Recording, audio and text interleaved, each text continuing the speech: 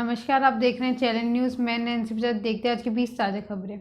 अमित शाह बोले, जम्मू कश्मीर की शांति में खलल डालने वालों को कभी सफल नहीं होने देंगे। गृह मंत्री अमित शाह जम्मू कश्मीर के दौरे पर हैं। 3 दिन के दौरे पर जम्मू कश्मीर पहुंचे अमित शाह के दौरे का आज दूसरा दिन है।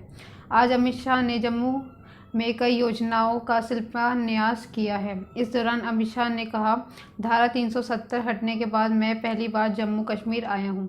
आज मैं आपसे ये कहना आया हूँ, जम्मू कश्मीर वालों के साथ अन्याय का समय ख़त्म हो चुका है। अब कोई आपके साथ अन्याय नहीं कर सकता। अब जम्मू कश्मीर का विकास होगा और यह प्रदेश देश के आगे बढ़ने में योगदान देगा। जम्मू कश्मीर पुंछ में 14वें दिन आतंकियों की तलाश जारी। जम्मू कश्मीर में आतंकियों के खिलाफ सुरक्षा बलों की ओर से बड़ा अभियान चलाया जा रहा है। इस दौरान आतंकियों से ताज़ा मुठभेड़ में सेना का एक जवान और जम्मू कश्मीर पुलिस के 2 जवान गंभीर घायल हो गए। इस मुठभेड़ में एक आतंकी भी घायल हुआ है। अब बता दें कि एक सैन्य ऑपरेशन का रविवार को 14वां दिन है। उधर शोपियां जिले में रविवार को गोलीबारी की घटना में एक आम नागरिक की मौत हो गई। लखीमपुर कांड के आरोपी आशीष मिश्रा का हुआ डेंगू। उत्तर प्रदेश में लखीमपुर खीरी में किसानों को कुचलने के मुख्य आरोपी और गृह राज्य मंत्री अजय मिश्रा टैनी के बेटे आशीष मिश्रा को डेंगू हो गया। डेंगू की रिपोर्ट पॉजिटिव आने के बाद जांच कमेटी ने पुलिस कस्टडी रिमांड में आशीष मिश्रा को वापस जेल भेज दिया। आशीष मिश्रा लखीमपुर जेल में बंद है। कोरोना का नया वेरिएंट AY4। इंदौर में कोरोना के डेल्टा वेरिएंट का नया स्वरूप AY4 मिला है। 7 मरीजों के सैंपल की जीनोम सीक्वेंसिंग में यह वेरिएंट सामने आया है। हालांकि इस वेरिएंट को लेकर फिलहाल दुनिया भर में रिसर्च चल रही है। ऐसे में इसके नेज़र को लेकर अभी स्थिति स्पष्ट नहीं है, लेकिन कई एक्सपर्ट ने इस वेरिएंट को संक्रामक क्षमता को पुराने वेरिएंट से तेज बताते हुए सावधानी बरतने की सलाह दी है। इंदौर में सितंबर में 7 लोग कोरोना पीड़ित पाए गए हैं। इन सभी के सैंपल 21 सितंबर को जीनोम सीक्वेंसिंग के लिए भेजे गए थे। हिमाचल में बर्फबारी से बिगड़े हालात। हिमाचल प्रदेश के जनजातीय जिला लाहौल स्पीति में बर्फबारी का दौर शुरू हो गया है। रोहतांग में दर्रे में 3 फीट से ज़्यादा बर्फ की मोटी परत जम चुकी है। अटल टनल रोहतांग के दोनों छोर पर भी 3 से 5 इंच तक बर्फ की परत जम चुकी है। लिहाजा लाहौल स्पीति प्रशासन ने घाटी में पर्यटक वाहनों की आवाजाही पर रोक लगा दी है, लेकिन रविवार को घाटी में जमकर बर्फबारी हुई। इसलिए प्रशासन ने पर्यटक वाहनों के अटल टनल रोहतांग से होकर जाने वाली प्रतिबंध लगा दिया है। सुखबीर और केजरीवाल आमने सामने। शिरोमणि अकाली दल बादल के अध्यक्ष सुखबीर सिंह बादल के एक बयान ने सभी को चौंका दिया। सुखबीर बादल ने कहा है कि 2017 के विधानसभा चुनाव में भारतीय जनता पार्टी BJP ही नहीं बल्कि राष्ट्रीय स्वयंसेवक संघ RSS ने भी कैप्टन अमरिंदर सिंह का सहयोग दिया। यही कारण है कि वह मुख्यमंत्री बने। इसके बाद से ही वह भाजपा को फायदा देने में जुट गए। अब चरणजीत सिंह चन्नी भी BJP के साथ दे रहे हैं और आधा पंजाब BSF के जरिए केंद्र को सौंप दिया। काले बैग से मचा हड़कंप। प्रधानमंत्री नरेंद्र मोदी के वाराणसी आगमन से 24 घंटे पहले रविवार की 80 घाट पर काले रंग का लावारिस बैग मिलने से हड़कंप मच गया। घाट पर मौजूद लोगों की सूचना पर पहुंची 80 चौकी की पुलिस ने बम निरोधक दस्ते के आए बगैर ही लापरवाह तरीके से बैग की तलाशी ले ली तो उसके कॉपी और कपड़ा बरामद हुए। बैग में कोई आपत्तिजनक सामग्री नहीं मिलने पर पुलिस ने राहत की सांस ली है, लेकिन यह जांच कराई जा रही है कि बैग 80 घाट स्टील टेबल पर किसने कब और क्यों रखा।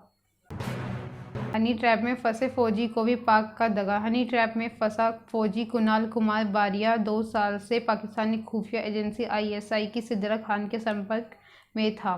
2 सालों से कुणाल ने अच्छी खासी जानकारियों पाकिस्तानी खुफिया एजेंसियों तक पहुंचाई है, लेकिन इन 2 सालों में सिद्रा खान की तरफ से उसके खाते में 10,000 रुपये भी डाले गए।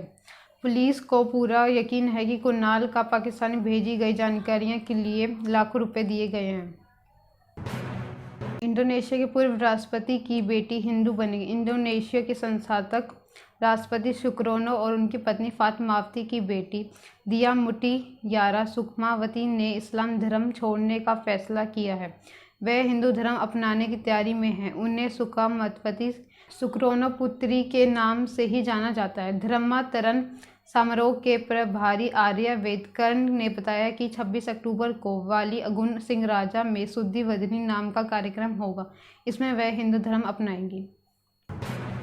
एमपी के सीएम ने बैंड मास्टर के घर गुजारी रात। मध्य प्रदेश के मुख्यमंत्री शिवराज सिंह चौहान का फिर नया अंदाज सामने आया है।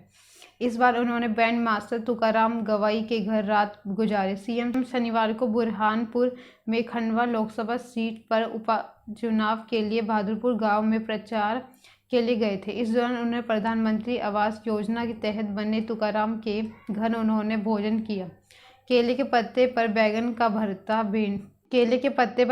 भरता, भिंडी की सब्जी, दाल चावल और मावे की जलेबी का लुत्फ उठाया। यही नहीं, सुबह 6 बजे जागते ही खुद शेविंग भी की। अरूसा मामले पर सिद्धू ने चुप्पी तोड़ी। पंजाब के सियासत में अरूसा आलम पर मचे घमासान के बीच पंजाब कांग्रेस चीफ नवजोत सिद्धू की पहली प्रतिक्रिया आई है। सिद्धू ने अरूसा का नाम तो नहीं लिया, लेकिन अपनी ही पार्टी की सरकार को सीधी बात कह दी। सिद्धू ने कहा है कि पंजाब को जल्द अपनी असली मुद्दों पर लौटना चाहिए, जो हर पंजाबी और हमारे भविष्य के पीढ़ी से जुड़े हैं। सिद्धू ने कांग्रेस पार्टी को चेताया है कि ऐसा ना हो कि हम पंजाब को संवारने का आखिरी मौका भी खो दें। नई पार्टी की घोषणा की तैयारी में कैप्टन अमरिंदर सिंह ने नई पार्टी की घोषणा की तैयारी कर ली। कांग्रेस के भीतर की एक्सरसाइज पूरी होने के बाद कैप्टन अब मुखर होने लगे हैं। शनिवार रात उन्होंने एक पोस्टर जारी कर फिर से किसान आंदोलन का दांव खेला है। उन्होंने कहा है कि केंद्र सरकार पहले काले कानून, कृषि सुधार कानून वापस ले, तभी बीजेपी से कोई सियासी बातचीत होगी। साफ है कि अब कैप्टन अमरिंदर सिंह ने केंद्र पर दबाव बनाना शुरू कर दिया है, जिसके असर जल्द नजर आ सकते हैं। चर्चा ये भी है कि कैप्टन दिवाली के करीब नई पार्टी की घोषणा कर सकते हैं। देवबंद में उलमे-ए-हिंद के सेंटर का विरोध। सहारनपुर के देवबंद में जमीयत उलमे-ए-हिंद की जमीयत स्काउट सेंटर का विरोध शुरू हो गया। गांव केंद्रकू में तैयार हो रहे सेंटर निर्माण को रुकवाने के लिए गांव के लोगों ने पंचायत की। कहा कि किसी भी सूरत में इस सेंटर का कंस्ट्रक्शन नहीं होने देंगे। गांव के लोगों ने कहा सेंटर बना तो प्लान करेंगे। अब गांव के लोग आक्रोशित हैं। गाजियाबाद दासना मंदिर में चाकू लेकर आया युवक गिरफ्तार। गाजियाबाद में दासना देवी मंदिर में रविवार को एक युवक ने चाकू लेकर घुसने का प्रयास किया। हरियाणा का रहने वाला एक युवक पुलिस की चेकिंग में पकड़ा गया। मंदिर के पीठाधीश्वर और जूना अखाड़े के महामंडलेश्वर नरसिंहानंद गिरी ने आरोपी को अपना शिष्य बताया। उन्होंने उसे छुड़ाने के लिए पुलिस को कई बार फोन किया, लेकिन पुलिस ने आरोपी के खिलाफ मुकदमा दर्ज कर लिया। गोरखपुर भतीजे ने चाचा व भाई पर किया चाकू से हमला। गोरखपुर जिले ने रविवार को दोपहर एक मिठाई की दुकान पर ग्राहक को बुलाने को लेकर हुआ विवाद में भतीजे ने अपने चाचा पर चाकू से हमला कर दिया।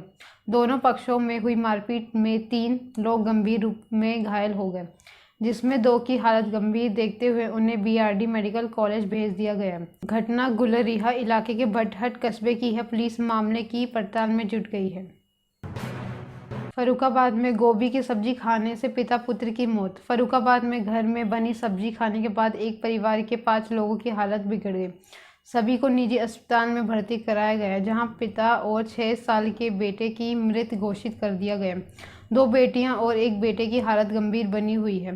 राजेपुर थाना क्षेत्र के गांव रसूलपुर गाड़िया में निवासी इरशाद 45 साल के घर शनिवार रात गोभी आलू की सब्जी बनी थी। शाम करीब 7:30 बजे परिजनों ने रोटी आलू गोभी की सब्जी खाई। करीब आधा घंटे बाद परिजनों की हालत बिगड़ने लगी।